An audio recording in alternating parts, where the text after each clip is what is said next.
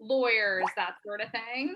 And we have an advocacy program, so we work on about 70 to 75 Agunot cases, lots in the tri-state area, but really around the world. If both people are in Israel, we don't work on those cases. If one person is in Israel, one person's out of Israel, we're usually partnering with an Israeli agency. And if there's, a local agency that is available in that region, we'll sort of partner and refer to them. But otherwise, we pretty much take on the cases. And then we also have a helpline where we try to target it so that people call early in the divorce. We realized people were calling us about 3 years in, and they were already making a lot of decisions that we couldn't unmake for them. And so we really try to encourage people, don't wait until you think you're in Agunot, but if you're at the beginning of a divorce, and especially if there's a history of domestic abuse, it gets probably not going to be that easy. And so let's strategize from day one on what's most important to you and how to really get yourself there. That's amazing. And then we also do sort of a one-stop prenup shop. So we have couples come to us and we help them sign the prenup. We help them figure out which one they should sign, if they're gonna live in Teaneck and then make Aliyah or whatever, different complications there are. If they're also signing a civil prenup, how to create language that bridges the two. If they have questions or want to change language, if they don't agree on signing it, any sort of tricky issues that come up to really counsel them through it. And a lot of times rabbis and college teachers, if it's getting complicated, will send a couple to us to kind of get through the rest of the process. That's amazing. But there is a general assumption amongst couples that they sign a prenup. I will say it's changed so much in the modern Orthodox community, and it's really become normative. That's not true necessarily in every community. And we're really working with leaders in the Sephardi community and Chabad and sort of different, more right-wing, or just not our specific modern Orthodox Ashkenazi world to really get it there. But I will say it's been probably over the past 5 years, it's really become normalized in the modern Orthodox community. And it's like a mix of bottom up and top down, which is cool to see. So a lot of rabbis are not going to officiate at ceremonies unless you sign a prenup. And then you also have a lot of, it started with couples or parents of couples really pushing it. And now it's like everyone involved will pretty much not do it unless you have a prenup. Yeah. That's amazing. That's where you guys are way ahead of us. Oh, we're getting people. Basically, there were 85 people still in the thing, and she kept them like one by one, put them into where they wanted to go. Oh, that makes sense. I was just on a very big summit yesterday, and it was also like they were like manually moving people, so it took time. Yeah. Wow. I can see it slowly going down. Hi, Tamara. Anyway, you get a shout out for being the first person in our session. Woohoo! Yeah. Hi. I'll show myself for a second. Hi. Hi. So while you're here, tell us who you are, where you're from, what your connection is to the issue. I'm guessing there are a lot of people here who are already involved or interested in some way. My name is Tamara Shifrin, and I'm a Reform rabbi in Israel, in Rishon LeZion. And I studied my second degree, my first and second degree, I studied in Bar Ilan. Yeah. And I'm married, and at the moment I don't contemplate divorce. At the moment. If he behaves himself. Yeah. Depends on the day sometimes, Well, we've been married for 31 years. You have to really misbehave to to upset me that much.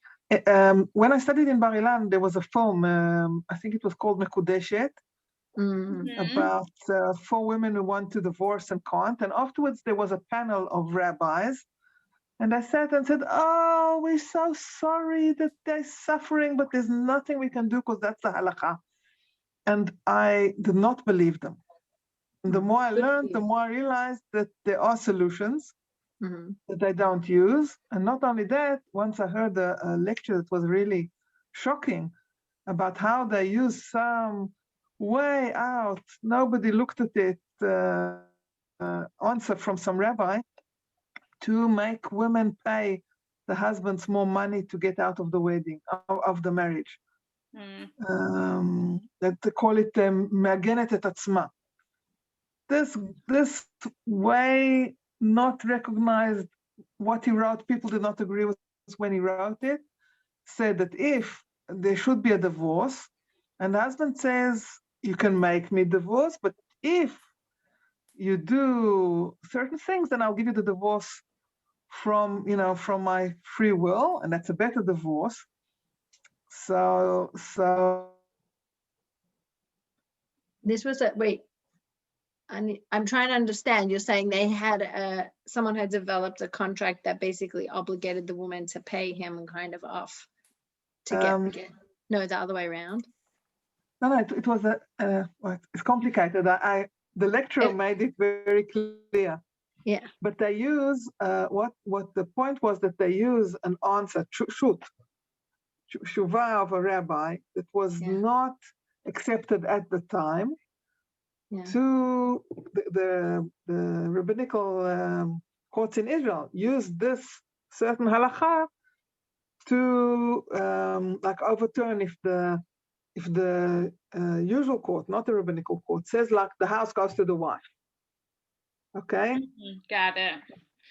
They want the power to be in their hands. So if the husband says, okay, I'll give you the get willingly if you give me the house, then she should give him the house. Lo chashuv what the civil court decided. This was in a lecture that I heard, and I was shocked. I can send you the page that he gave at that lecture. Yeah, send it to me. I'd love to see it. Sorry.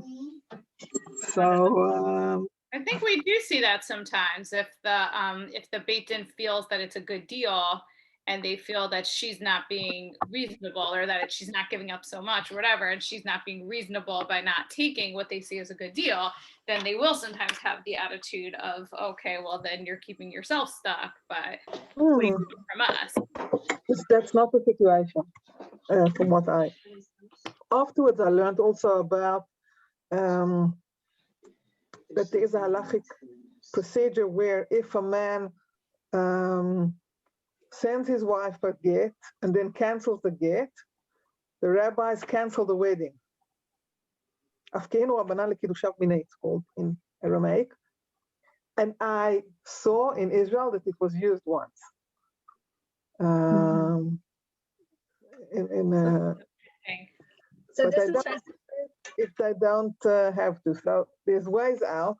I've learned if they'd want to find ways out, they would find them, but they don't want to.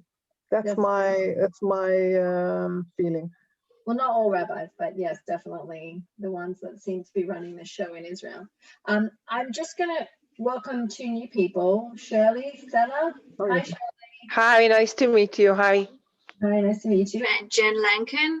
Hi, Jen. Can you open your camera? Hi, yes, just working on it, but it's okay in a moment. Everything goes. That's a very comfortable. Jen is part of our team at ORA, so you're getting to meet more of the crew. Hi, yes. Hi, nice to meet you. Hi, nice to meet you. I was just hearing from Keshet about what you do, and it's fantastic. It's great. Thank you. I feel like the more. And Shirley, what's your story, if you can? Oh. Mine? Yeah. Yeah, I just chose the English one because I prefer to talk English, but I'm not coming from any native language speaking English, but I'm a social worker and I'm working with Rachman in a project that works with divorced women, and now we are doing groups that are chat groups for support, emotional support. I'm the head of the emotional support, meaning that we instruct group leaders to do those groups. We are now having groups also in English. So I'm here just, to hear and learn more about this situation. Okay, great. I think I'm going to wait a little bit longer because I can see there's still 24 people stuck in the main room. Is everyone Can you cool tell with us that? about yourself? I while you're can, writing? yeah. Why don't, well, yeah, I'd like to be able to introduce myself to everybody, but if you're Okay. cool with me doing it twice. So hang on a second, let's go back. I mean, we can do an unofficial introduction. So let's do unofficial. Is that cool, Keshet? This is the sneak preview. Hi, Sima. I'm the chairwoman of Mavoi Satum. I'm very proud to have been a volunteer for over 20 years in the organization. And I remember when we were like a small organization of like trying to, you know, with one part-time social worker, it was really a tzedakah operation helping these individual women. And we had basically our founder was a woman who made Aliyah in her 80s and began writing this book when she heard all these crazy stories. She wrote this book called Mavoi Satum, which basically collected these stories, and she published this book about all these women who were suffering through the Beit Din and because of the recalcitrant husbands, and they couldn't go free. And so they started so she was like, you know, you've got to do something about this. And she got together like a group of young women, including Judith Jamal and Sima, who's one of our founders there. Sima, say hi. Can you open your camera? Oh, she can't. Anyway, but Sima, who is one of our board members also and one of the founders of the organization, and they started Mavoi Satum in order to help these women. And what they realized over time was it started out more as a social work operation, a little bit like what you're talking about, Shirley, that you're doing. And over time, we realized that, you know, these women, they don't just need social support or help with, like, you know, heating or children or minding whatever or food. They really need legal representation. So we started, you know, bringing on a legal team and providing legal representation and helping them to get their gets. And over time, we realized that even that wasn't enough, that this is part of a systemic problem. And, you know, one of the first things that I did in the organization was, I'm a lawyer by training, was doing I did like a little, sort of like a white paper, position paper on potential legal reforms. And I interviewed all lawyers in the field, all these divorce lawyers, and said what would make the difference. And there were several resulting reforms, not just from Mavoi Satum, but that were proposed and drafted by Mavoi Satum in collaboration with women's organizations in Israel, and advanced and passed through the Keshet. The problem is that they're not always enforced by the rabbinate and used as they should be. That's a much larger issue, but I want to just give Keshet a chance to introduce herself as well. So Keshet, and can I just ask whoever's joining, like, please open your camera if you can, just because there's so few of us here and it's like a very intimate space. So it would be better if you can have your camera on, and even if you're like in your kitchen, we don't care. Okay. Hello, everyone. I'm Keshet Starr. I'm the CEO at ORA, the Organization for the Resolution of Agunot. And we work on Agunot issues, not in Israel, essentially. We are based in the New York area. We work on a lot of cases locally. We partner with many Israeli agencies if there are cases where one spouse is in Israel, one spouse is not. And we do work on a number of international cases as well. So really glad to be here. And thank you to everyone at Mavoi Satum for making this happen. Oh, it's not just us. We should say thank you to Iccar, the coalition. The Iccar is a coalition of Agunot rights, and there are a lot of organizations that are represented as part of this conference. And I guess, like, we got to talk about the very interesting subject of comparatively looking at what's happening for Agunot globally. You know, we have Tamara here, who's a Reform rabbi, also living in, where was it again? I live in Kiryat Ono. My community is in Rishon LeZion. Okay. Because we ride on Shabbat. Okay, so she's so she's living in, I guess we could say, in the center of Israel for those who don't live here, and she studied at Bar Ilan. Yes, that's true. And Shirley, who's in working with Rachman as a social worker as part of the Rachman Center, issues a lot of the very interesting research studies that we have on the issue of Agunot in Israel. And Rachman Center is also a partner in Ikar. We also have Judy here. Judy, do you want to say a few words about yourself? Because I think if you're able to open your camera. Okay, hang on. Okay, so I guess like Judy's not quite with us.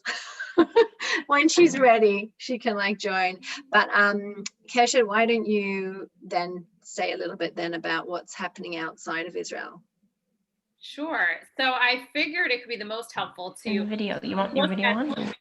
To look at some of the where. Let me see. Wait, I'm fixing my hair. Okay. When you're ready, Judy, turn your camera on. And if you would like to speak, just chat to me and I'll let you in a certain point when Keshet's finished speaking. Is that okay? All right. Keshet, go for it. Sorry. Perfect, no problem. So I can go over a little bit some of the differences. I think often if we're used to the Israeli system, certain aspects of the issue in the US can sort of be a shock to the system and vice versa. Mm-hmm. So I would say the biggest difference, and I think this is just a helpful framework to think about, is that when you're talking about Agunot issues, certainly in the United States, but really out of Israel in general, we're talking about an opt-in system. So if you decide not to be bound by halakha, if that's not what's sort of personally meaningful or important to you, you don't need to be.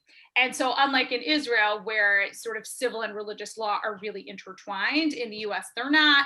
And so people have a choice as to whether or not they want to pursue a get and how much time and energy and stress they're necessarily willing to put into the pursuit of the get, which is not to say that it's no big deal to just leave orthodoxy, and go do something else. It's certainly not simple, but the fact that it is an opt-in system means that we're dealing with primarily a population of people who want sort of a mainstream halachic get because they're choosing to be part of the halachic community.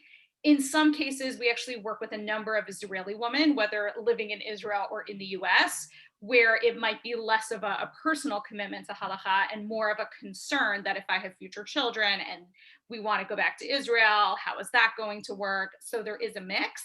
But fundamentally, this is a system where it is up to you if you want to be part of this or not. And if it's important to you, you can pursue it. And if it's not, you don't have to. So we're already dealing with like a pretty different landscape than we are in Israel. In terms of the beit-din system, because this is another area that's super different, in the United States, the beit-din system is totally ad hoc. And what that means is that anyone can open a beit-din at any time. I used to say that all you needed was stationery, but sometimes they just skip the stationery and 3 people call themselves a beit-din and they're off to the races. And so what you have is a situation where, first of all, there's a huge confusion about where to go. So if you've ever tried shopping online for something where there are 7,000 options and how overwhelming that can be, that's what it kind of feels like to find a beit-din in the United States very often. There's a lot of options. It's really hard to get good information on which options are a good fit for you, on which options are reliable in general. And that creates enormous confusion. And it's generally a decentralized system. It's not like there's a central beit-din authority that gets to rubber stamp the new batei din coming in or take away someone's rubber stamp if they're behaving badly. It's, again, completely decentralized. It's kind of a Wild West, and everyone does their own thing. And what that means is that, much like shopping on the internet, it's sort of a buyer beware situation, where as a participant in this system, as someone trying to pursue a get, you have to know that this beit-din is good for this beit-din is bad for this. When you're dealing with women like we're dealing with at Ora, who are coming out of situations with domestic violence, not every beit-din, and I wish I could say most, but not even most batei din, are really trained on working with domestic violence, are familiar with sort of safety mechanisms, screening procedures. You can't sit down two people and ask them if there's domestic abuse while they're still in the same room. Those types of, either common sense or experience pieces are not across the board. And so that can be very, very challenging. And in addition, a massive difference between the Beit Din system in Israel versus the US is that in Israel, the Beit Din technically has a lot of power. Whether they always use it exactly when and how we want them to, that's a different story. But technically, a Beit Din can throw someone in prison, freeze their driver's license, their bank accounts, really take strong measures if someone's not complying with the rulings of the Beit Din. In the United States, that is not the case. They have very limited power. Unless the couple voluntarily signs an arbitration agreement, puts their signature on a contract saying, okay, Beit Din, we're giving you power, the Beit Din automatically has zero power.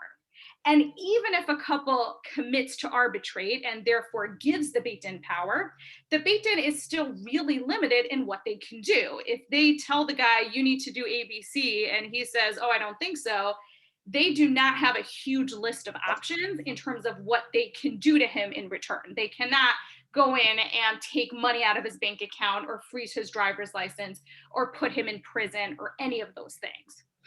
Now, overall, I will note there are pros and cons to this. So the pros of our system is that you get to choose your forum. You're not bound to a forum if you don't want to be, and you get to choose a forum that's a cultural fit for you.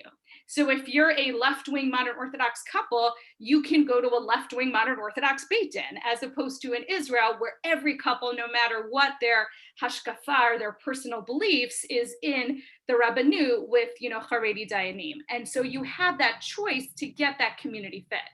However, you have a lot of issues in terms of just getting information to people early in the process when they're making decisions, and a lot of issues with enforcement, where if someone's violating the orders of the Beit Din, what do we do next, and how do we actually make those orders meaningful? And so there's the answer to how we do that is a really complicated one, because in the United States, we have built into our Constitution that there is a separation between church and state, and the government cannot get super involved in anything religious.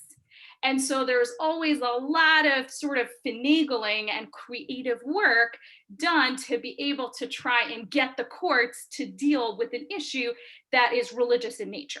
So one of the reasons that we advocate for the halachic prenup is that it sort of bridges those worlds in a really creative and effective way.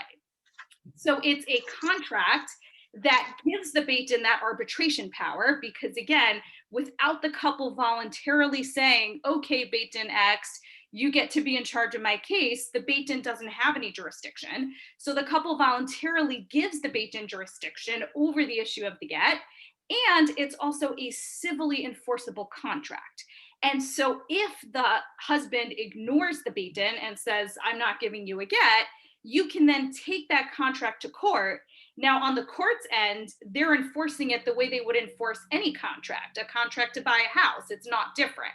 And so the court doesn't have to get into the messy religious stuff, which they don't want to do.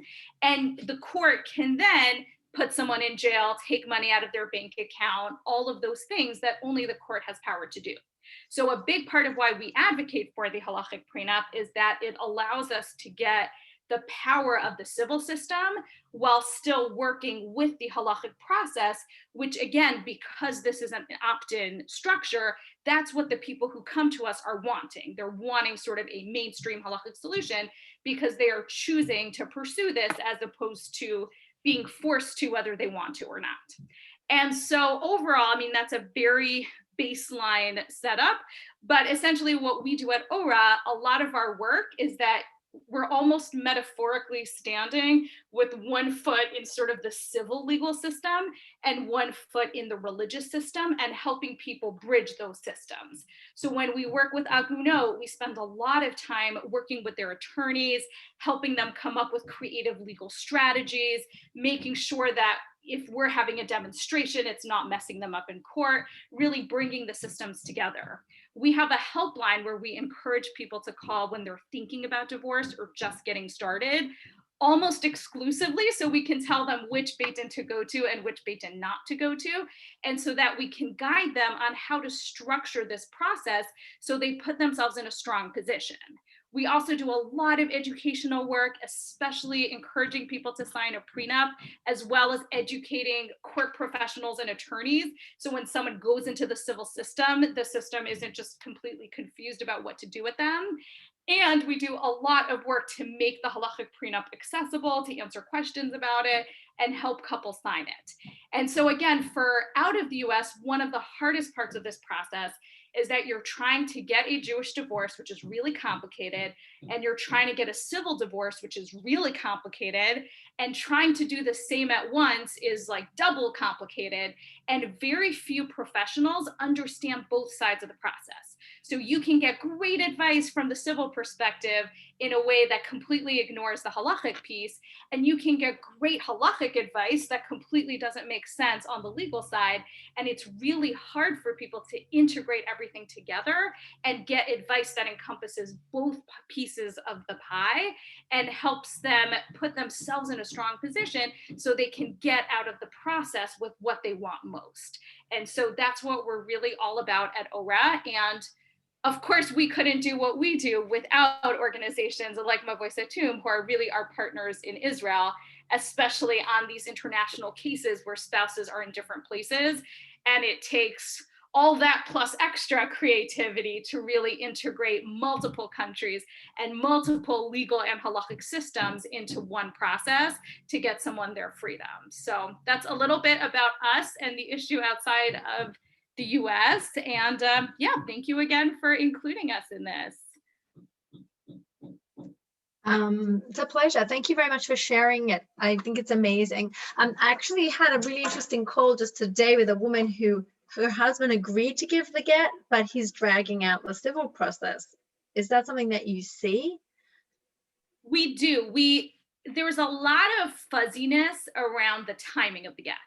Yeah. That if we were in charge of the world, the second the marriage is considered over, there would be a get, because we don't know what's going to happen in that divorce process. We don't know how nasty it's going to be, and we don't want to take our chances. And we also don't want to risk the get being used as leverage, that as they're negotiating other things, the get is sort of sitting there in the background with the assumption, whether explicit or even just implied, that if I'm not happy with what I get, you're not going to have your freedom. And so we prefer that the get's given right away. That is not the universal approach. And you can get a lot of fuzziness around people who say, I'm not withholding a get. Of course I want to give a get. I just want to give it at the end of the civil.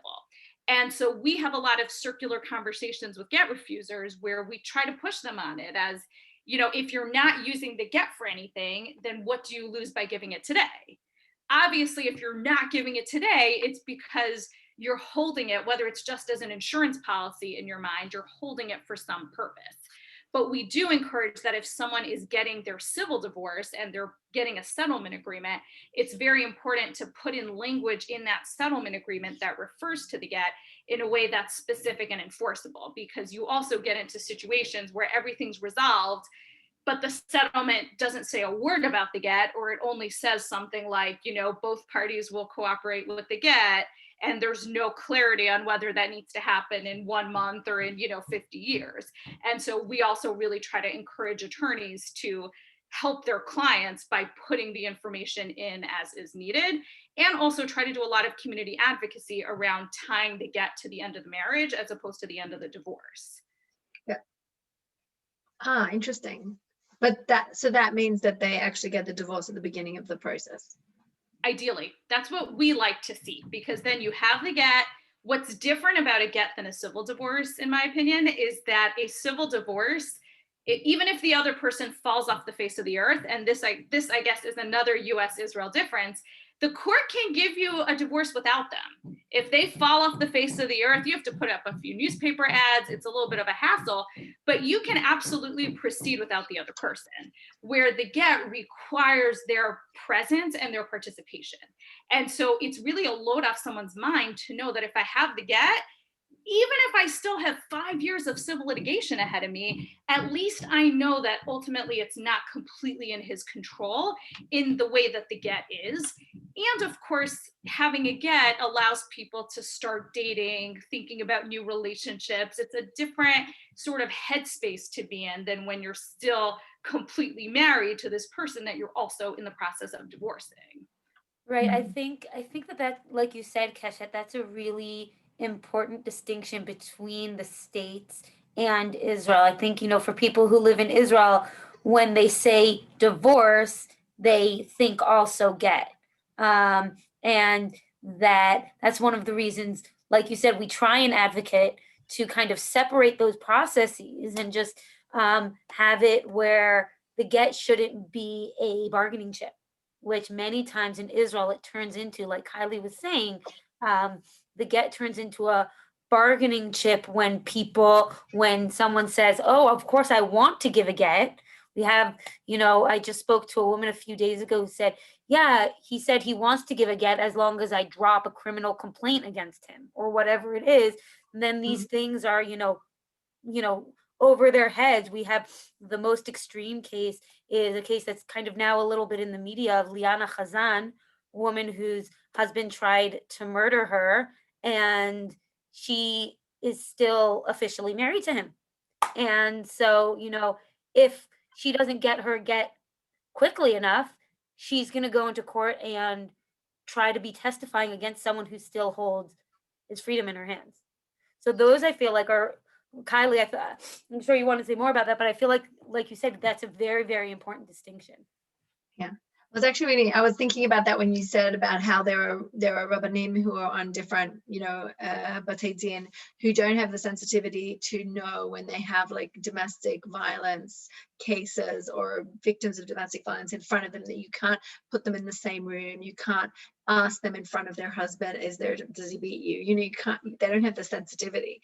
And how outrageous it was. There was recently a very famous case of Shira Isakov, who was like basically almost beaten to death with a rolling pin and stabbed like 30 times by her husband, was saved by her neighbors. Her husband's gone to jail, and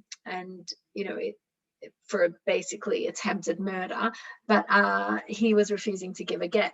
When the Beit Din they pressured him. They didn't even usually they do the stages of a chiyuv get, but in this stage they just jumped straight to saying to him, if you don't give a get, we're going to put you every day into solitary confinement. So he very quickly agreed. So in a couple of days he was like, okay, I'll do that.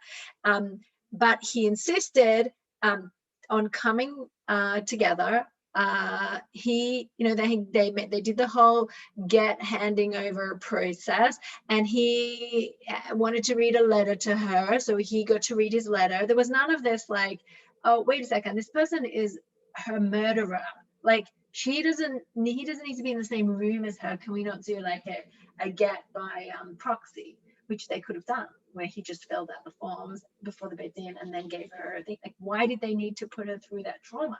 And it's like, it's so shocking. And then you have Liana Khazan's case, where she is coming before, and she still doesn't have her get. And the Rebbeim are sitting there on the Beit Din and saying to her things like, but if he didn't kill you, he didn't try to kill you, would you still want a divorce?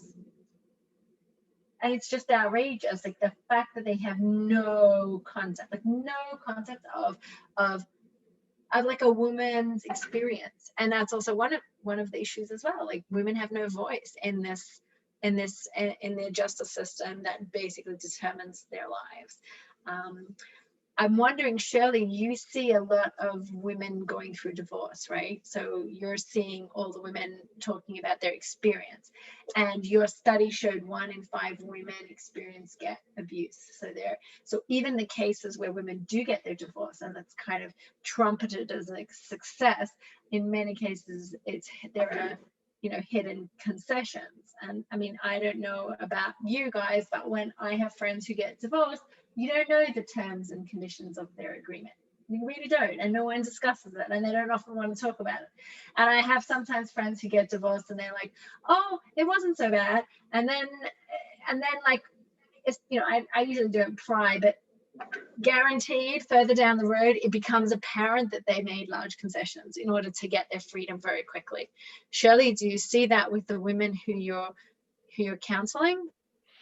Yes, actually, I mean, most of the women can testify that they've been through some enforcement or a kind of abuse through the get itself. And it's like, I think most of the cases are like that, even if there is not like, you know, the proper what we call abuse, even if it's not like by the book, there's still a lot of aggression, you know, surrounding this issue of the get, and a lot of force is being made towards those women. And of course, many women actually have to do some, you know, have to compromise because they just want to have the get and just finish with it. So how many women do you have in your groups, can I ask? We have, yeah, sure. We are now doing some text groups, which is through a platform of 7 women, 8 women top, and they actually share their story, but they cannot be heard. I mean, their voice is not there, and they cannot be seen, so they stay anonymous. This is a great advantage for women, especially in small communities, for example, in English speaking, where people know each other, so they can keep their privacy and they can share whatever they want to. We do this group. Yeah, we do this group now. We have the first group in English.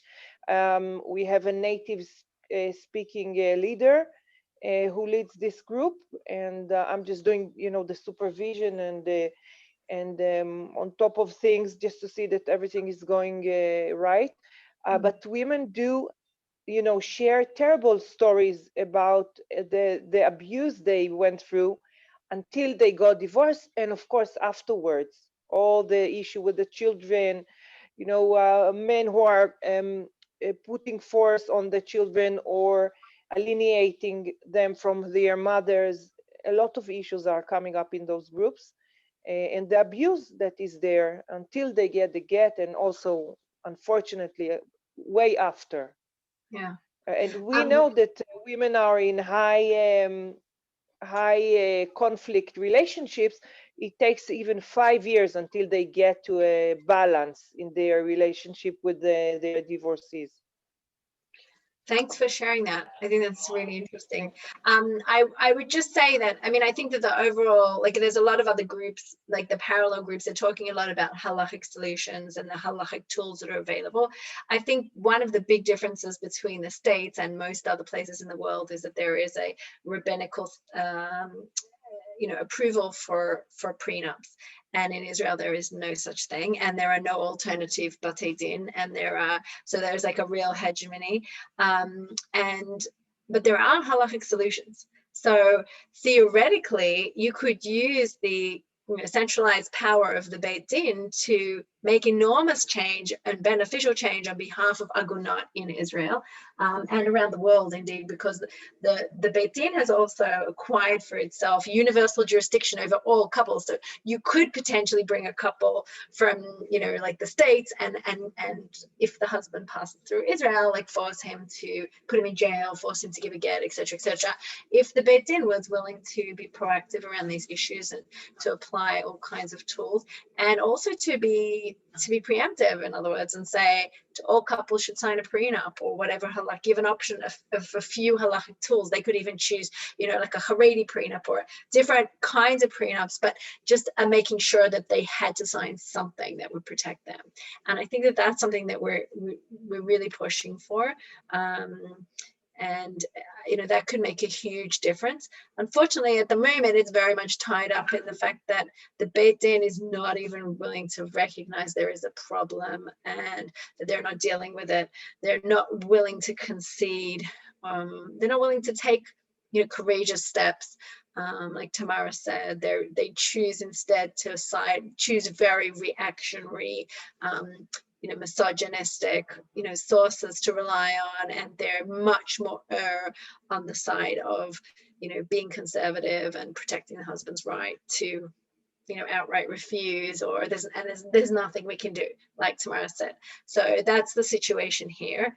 A lot of tools and not a lot of willingness, and a lot of centralized power with with a body that actually is part of the problem rather than part of the solution. Does anyone else on that? Sorry, I have construction in the background, so please don't mind the drilling. I'm keeping myself muted most of the time. But I think one benefit to pushing the prenup in the United States is that the default is that they don't have any power. That legally a Beit Din has zero power when they open up and start business. And so a prenup, I think, in the US can be a really attractive solution to some Beit Din. There is still a lot of work to be done to really bring different communities on board. But in some ways, the pitch is that, like, you're getting power that otherwise the constitutional structure loops you out of. And so that can make it appealing. But I think there is still, again, the work for us is that we have to go battle by battle, community by community, rabbi by rabbi, which takes a really long time. But I think the challenge in Israel is that you have one body, and if you can't work with that body on a certain issue, you're now out of luck. So for us, just that diversity of communities, it creates a longer process and more work, but it can open up more avenues. Yeah, I'm also curious, like in I know in England they've got, how much time do we have, by the way? When do we finish? Do you know, Nava? We're officially finished in 1 minute, but they said we can go 10 minutes more. So okay. So, I mean, I'll just say one last thing, because we've spoken about the States and we've spoken about what happens in Israel, but just to cover the other countries of the world, I know that in the UK now there's a new law against controlling and coercive behavior. And even though it hasn't actually been activated, there's been a case where a woman was, you know, basically threatened to take him to court, to her husband to court, for that controlling and abusive behavior, and that would have triggered jail sentence for him. So he conceded and gave her the get pretty quickly. So I think that's a really interesting development, and this development where the civil courts are finding ways, we're basically criminalizing abusive behavior, has become an avenue for get abuse, and calling it get abuse, by the way, is, I think, also a new way in which people are connecting this to other forms of abuse, like, you know, emotional abuse, economic abuse, all of those things are wrapped up in get abuse. And that's something that that is like, I wonder if that's an avenue maybe for the States, for people in the States to consider. Yeah, it's something we are working on, and we actually have a new network that we're putting together. It's called Chirut, and it basically incorporates Agunot organizations that work on, you know, active Agunot cases around the world. And we know there's a lot of networking in Israel, but out of Israel, I don't randomly bump into people in South Africa. And, you know, we're very geographically separate. And one of the first projects we're going to work on is trying to universalize this coercive control legislation, because it's been done successfully in Australia, in London, and in Los Angeles, in California. And so it's something that we really want to bring to New York. And the goal is really to sort of put everyone's heads together and look, especially, again, every legal structure is different, but to really look at what's been successful in other places so we can think out of the box. Mm-hmm. I think that's fantastic. And I think also the more successful things are in other parts of the world, the greater the dissonance is with what's happening in Israel. And I think, like, the more pressure we can bring to bear. I will say that I think that, like, bringing women's organizations together is really important and really powerful, because I think, you know, our voices are stronger when they're leveraged and when we are, you know, pushing together. And unfortunately, I think women's organizations and these challenges, they're not always considered mainstream, and it needs to be seen as not just a, you know, religious women's issue, but like a women's issue, a squarely human rights issue. And if we can reposition it in that way, whereas like, coercive and controlling behavior makes it it's a human rights issue. It's like this is not just a religious women's problem. This is like a women's problem, or anyone who's abused problem. So I think there's like a very universal element, and that's what needs to be brought out. And I wish you the best of luck, Keshet. It's such a pleasure to talk to you. I get calls all the time from people in the States asking for advice. I'm always like, oh, you have to speak to Aura. And I'm sure you get the reverse. So, we really hope that we can do good work together. It's really been a pleasure to meet all of you. Thank you all so much. And Keshet also, Mavoi is really excited also about Chirut. We're also, our first meeting was, really wonderful. And I think, like you said, Kylie, everyone working together will actually kind of move the pendulum forward and really, in the end of the day, it seems crazy to say it now, but we say like, we'd love to work ourselves out of a job. One day, like, having a world without Agunot is achievable. It's a dream, but it's achievable. And together, hopefully we can all do it. And so thank you all really a lot for being here. Thanks, Nava. Nava's our public advocacy director. She's fantastic. So, and does Jen, anyone have questions before I close our room? Sorry, I just want Jen. What was your role, Jen? Yeah, I'm the assistant director. I mostly work on education and development, so not the advocacy, but a little bit of a different front. But I work a little bit on our helpline, so I speak with a lot of new first-time callers. And I'm actually based in Jerusalem, so. Yeah. So a little bit of so we should meet up for coffee because we're all absolutely. Kylie, you and I and Jen are neighbors. Oh, okay, even better. Yeah. Okay, here in New Jersey. Yeah. Well, now I want to go and visit you guys in the Merkaz. Yeah, sure. Anyway, thank you very much, everyone. Does anyone have any questions? As Nava said, sorry. And are we getting back to the conference? No, I think this is the end of the evening. Okay. Great. Thank you very much. It was Thank you all so much. Thank you. Thank you. Thank you. It was a pleasure to meet you all. Bye-bye. Bye-bye. Take care. Nice to meet you. Bye-bye.